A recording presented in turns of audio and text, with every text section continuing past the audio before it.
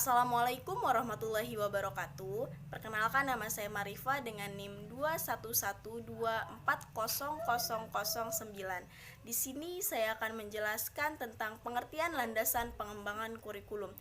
Untuk memenuhi tugas mata kuliah pengembangan kurikulum di MI atau SD dan pembelajaran abad 21 dengan dosen pengampu Ibu Helna Nelis, MPD. Baik, pertama saya akan menjelaskan tentang landasan pengembangan kurikulum. Kurikulum sebagai rancangan pendidikan mempunyai kedudukan yang sangat strategis dalam seluruh aspek kegiatan pendidikan. Mengingat pentingnya peranan kurikulum di dalam pendidikan dan di dalam perkembangan kehidupan manusia, maka dalam penyusunan kurikulum tidak bisa dilakukan tanpa menggunakan landasan yang kokoh dan kuat. Penggunaan landasan yang tepat dan kuat dalam mengembangkan kurikulum tidak hanya diperlukan oleh para penyusun kurikulum di tingkat pusat atau makro, akan tetapi terutama harus difahami dan dijadikan dasar pertimbangan oleh para pengembang kurikulum di tingkat operasional atau satuan pendidikan, yaitu contohnya para guru, kepala sekolah, pengawas pendidikan atau supervisor, dewan sekolah atau komite pendidikan, dan para guru serta pihak-pihak yang terkait.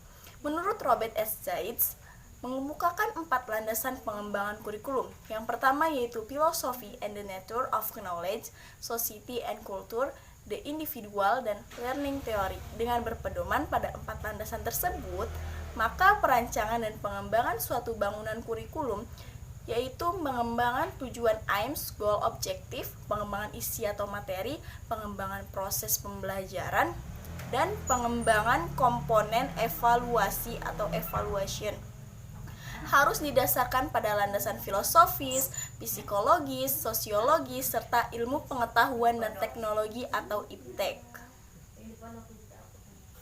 Yang pertama, saya akan menjelaskan tentang landasan filosofis dalam pengembangan kurikulum.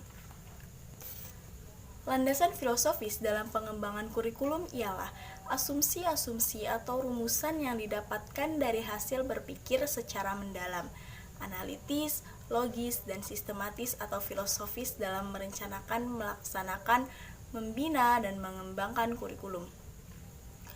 Penggunaan filsafat tersebut baik di dalam pengembangan kurikulum dalam bentuk program tertulis maupun kurikulum dalam bentuk pelaksanaan operasional di sekolah.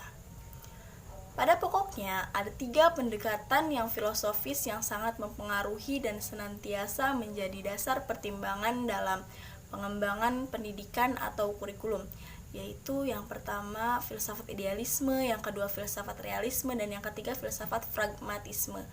Adapun manfaat penggunaan filsafat pendidikan dalam mengembangkan kurikulum antara lain: yang pertama, memberikan arah yang jelas terhadap tujuan pendidikan. Yang kedua, dapat memberikan gambaran yang jelas hasil yang ingin dicapai. Yang ketiga, memberikan arah terhadap proses yang harus dilakukan untuk mencapai ketujuan.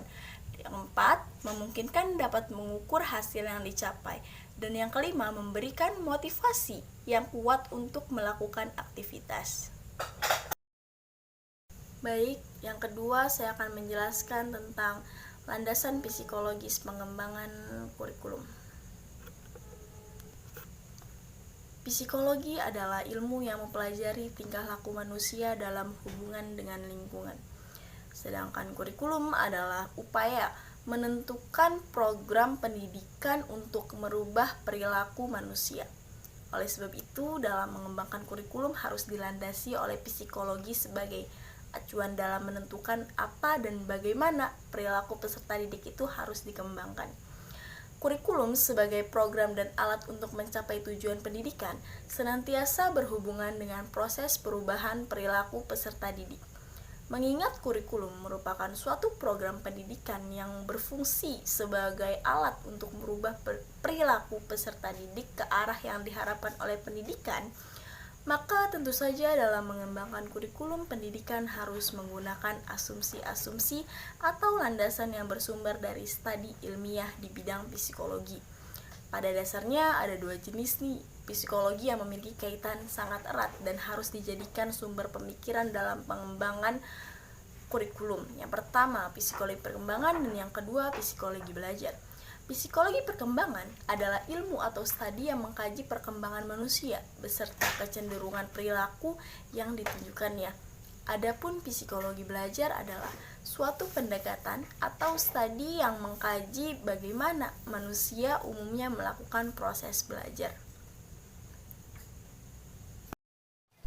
Baik, yang ketiga saya akan menjelaskan tentang landasan sosiologis pengembangan kurikulum.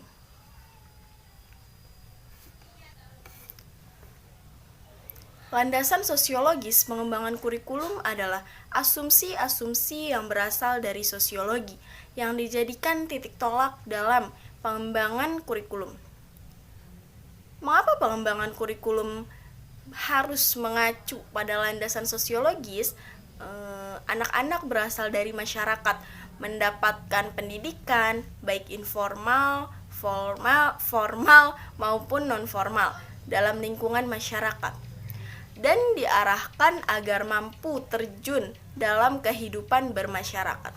Karena itu, kehidupan masyarakat dan budaya dengan segala karakteristiknya harus menjadi landasan dan titik tolak dalam melaksanakan pendidikan.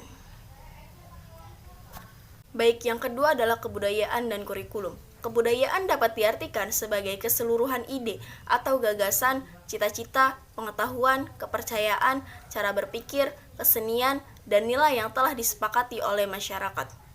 Daud Yusuf mendefinisikan kebudayaan sebagai segenap perwujudan dan keseluruhan hasil berpikir, logika, kemauan, etika, serta perasaan estetika manusia dalam rangka perkembangan kepribadian manusia, perkembangan hubungan dengan manusia, hubungan manusia dengan alam, dan hubungan manusia dengan Tuhan Yang Maha Esa.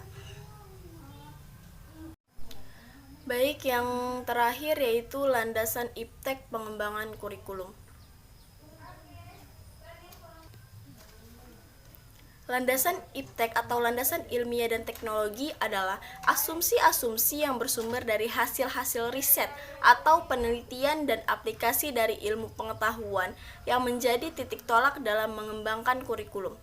Pengembangan kurikulum membutuhkan sumbangan dari berbagai kajian ilmiah dan teknologi, baik yang bersifat hardware maupun yang bersifat software, sehingga pendidikan yang dilaksanakan dapat menyesuaikan diri dari perkembangan ilmu, pengetahuan, dan teknologi. Seiring dengan perkembangan pemikiran manusia, dewasa ini banyak dihasilkan temuan-temuan baru dalam berbagai bidang kehidupan manusia, seperti kehidupan sosial, ekonomi, budaya, politik, dan kehidupan lainnya. Ilmu pengetahuan dan teknologi atau iptek bukan menjadi monopoli suatu bangsa atau kelompok tertentu, baik secara langsung maupun tidak langsung. Perkembangan ilmu pengetahuan dan teknologi atau iptek tersebut berpengaruh pula terhadap pendidikan. Perkembangan teknologi industri mempunyai hubungan timbal balik dengan pendidikan. Industri dengan teknologi maju memproduksi berbagai macam alat-alat dan bahan yang secara langsung atau tidak langsung dibutuhkan dalam pendidikan dan sekaligus menuntut sumber daya manusia yang handal untuk mengaplikasikannya. Pengembangan ilmu pengetahuan dan teknologi secara langsung berimplikasi terhadap pengembangan kurikulum yang di dalamnya mencakup pengembangan isi atau materi pendidikan, penggunaan strategi dan media pembelajaran, serta penggunaan sistem evaluasi. Secara tidak langsung menuntut dunia pendidikan untuk dapat membekali peserta didik agar memiliki kemampuan memecahkan masalah yang dihadapi sebagai pengaruh perkembangan ilmu pengetahuan dan teknologi.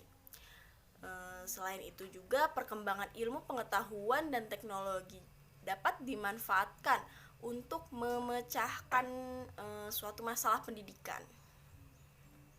Mungkin cukup itu saja yang bisa dapat saya sampaikan, kurang lebihnya mohon maaf.